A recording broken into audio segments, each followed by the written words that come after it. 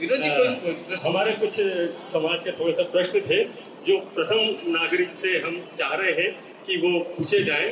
तो एक्चुअली कायस्थ समाज की एक छोटी सी पीड़ा है कि हम लोगों के परिवार बड़े छोटे होते हैं, दो बच्चे हैं, तो वो 2 बच्चों में दोनों आईटी फील्ड में होते हैं और आईटी फील्ड के कारण उनको बाहर जाना होता है।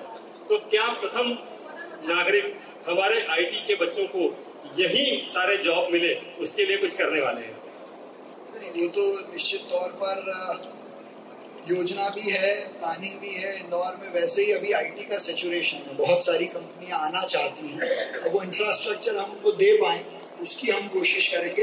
एक उसमें टेक्निकल प्रॉब्लम रहती है। अभी जितने हमारे नौजवान दोस्त जिस पैकेज पे पुणे में, बैंगलोर में, हैदराबाद या बॉम्बे में काम करते हैं, वो सेम पैकेज या वो स्टैंडर्ड यहाँ नहीं होता है, इसलिए आने की दिक्कत होती है। इसलिए हम कोशिश करें कि उस स्टैंडर्ड में, अगर आपने देखा हो तो हमने अपना कंटिन्यूस ये कहा है कि बैंगलोर, हैदराबाद से हम कॉम्पीट करें, तो वो कंपटीशन इसी फील्ड की है, बाकी में तो हम वैसे ही आगे हैं। बहुत शानदार, जोरदार तालियां, बहुत धन्यवाद।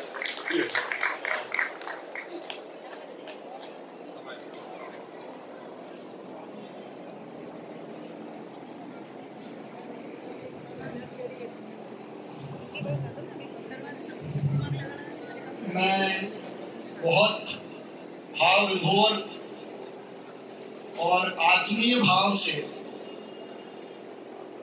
आप सबको प्रणाम करता हूं, और इतने स्वागत के बाद जिस ऊर्जा और जिम्मेदारी की अनुभूति करता हूं, उसको पूर्ति करने की ताकत भी देश का सबसे ज्यादा समझदार, शुद्धि और प्रबुद्ध समाज ही दे सकता है। इंदौर कायस्थ समाज के इस आयोजन में मंच पर विराजमान सम्माननीय अध्यक्ष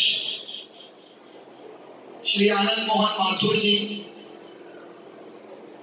जो केवल इस समाज के नहीं पूरे हिंदुस्तान में सामाजिक सेवा विचारों के लिए अडिग रहने वाले, और हमारे जैसे कई नौजवानों को, मुझे भी जब मैं कॉलेज में पढ़ता था तब से लेकर वकालत में उप महाधिवक्ता या अतिरिक्त महाधिवक्ता बना, तब तक लगातार सही बात के लिए अड़े रहना, ताकत से अपनी बात रखना, और इस उम्र में भी वो इंदौर हाईकोर्ट बार एसोसिएशन के फाउंडर मेंबर हैं, सबसे ज्यादा समय रहने वाले महाधिवक्ता हैं, और इंदौर के सबसे बड़े दानी, केवल अर्थ से नहीं, भाव से, विचार से और सेवा से। पैसे से दानी कोई भी हो सकता है, लेकिन संस्कार दान किया है उन्होंने इंदौर को।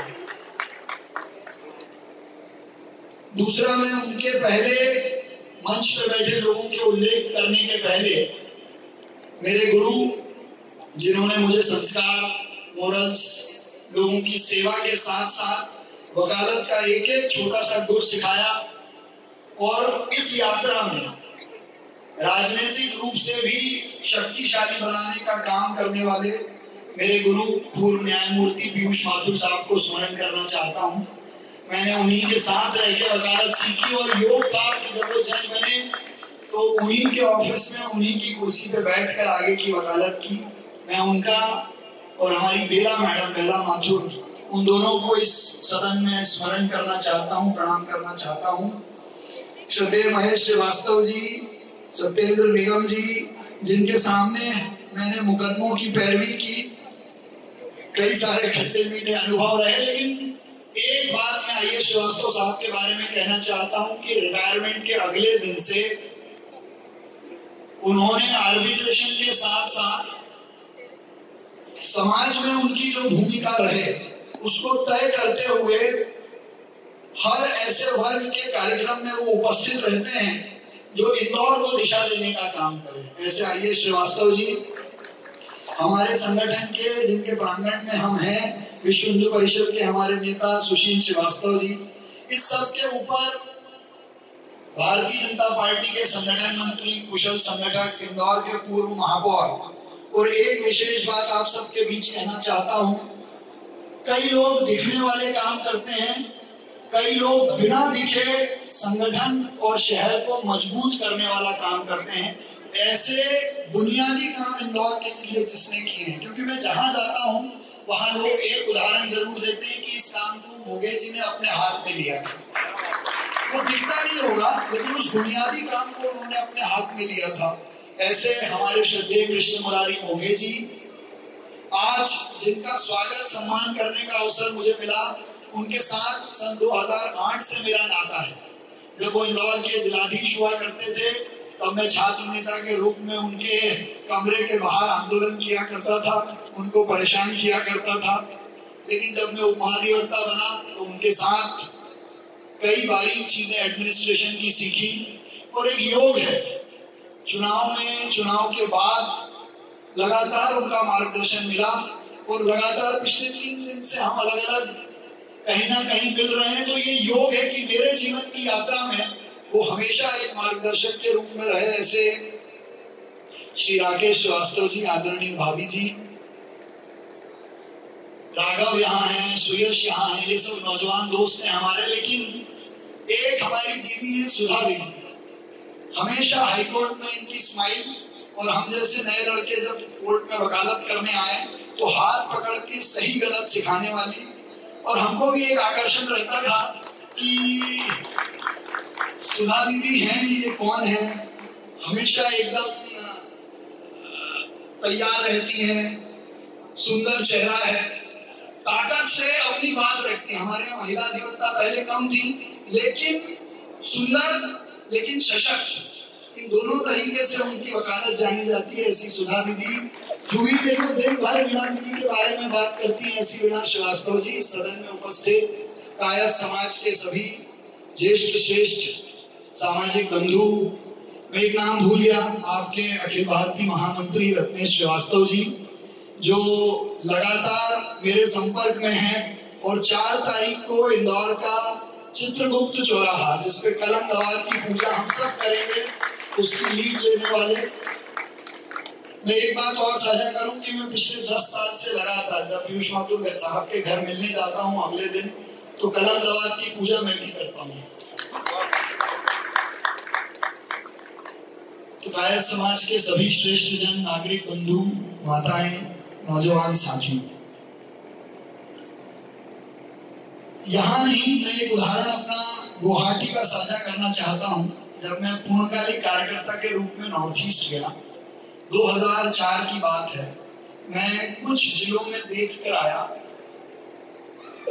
तो पूरे असम को बसाने और एडमिनिस्ट्रेशन को स्थापित करने में अगर किसी समाज की सबसे महत्वपूर्ण भूमिका थी।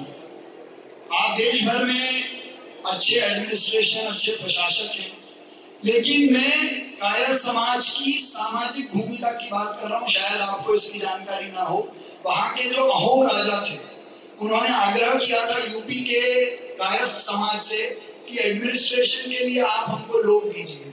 उस जमाने में वहां के राय चौधरी और श्रीवास्तव, ये सारे परिवार नॉर्थ ईस्ट गए।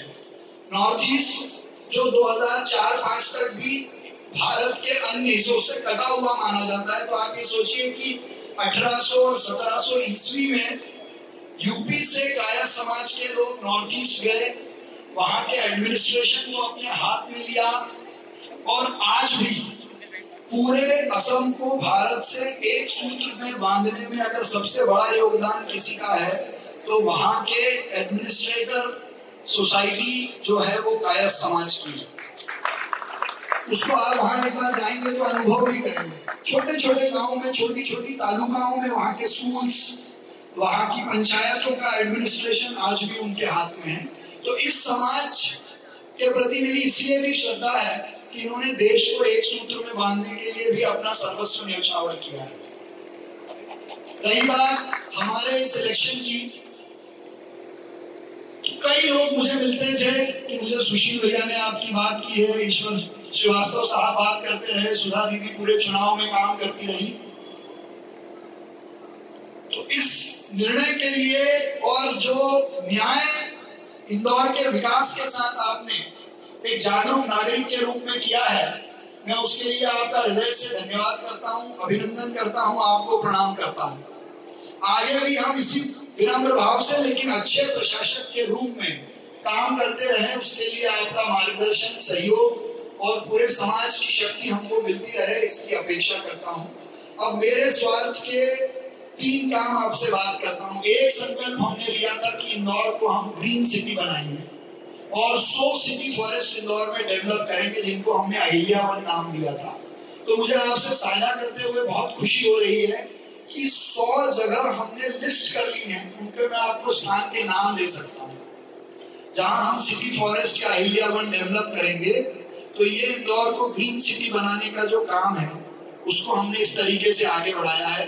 दूसरा, आम आदमी के लिए 1000 स्क्वायर फीट तक के जो प्लॉट हैं उनका नक्शा 72 आवर्स में पास होकर मिल जाए, ये काम शुरू हो गया। ये काम शुरू हो गया। आपको ऑनलाइन अप्लाई करना है, ऑनलाइन ही फीस देनी है और ऑनलाइन ही आपको नक्शा मिलेगा। तो ये काम शुरू हो गया है।